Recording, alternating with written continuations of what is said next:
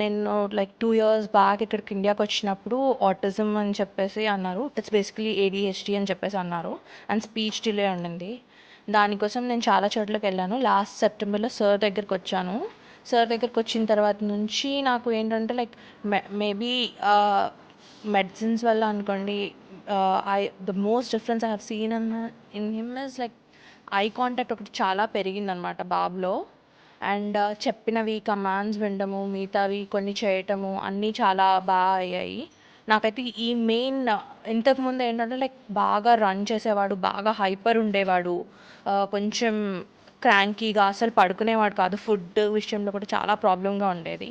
But sir దగ్గర medicine start చేసిన తర్వాత నాకేంటి అంటే స్లీప్ చాలా సెట్ అయింది. ఫుడ్ ఇంటేక్ చాలా బా లైక్ తీసుకోవటంలో, తినడంలో కానీ చాలా డిఫరెన్స్ వచ్చింది బాబులో.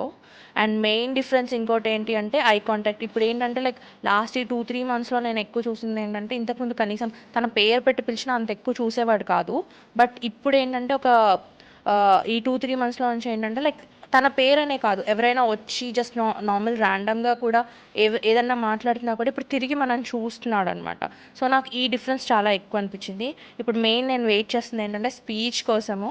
ఇంకా నేను వాడుతున్నాను medicines. I hope it will develop అనేసి అనుకుంటున్నాను.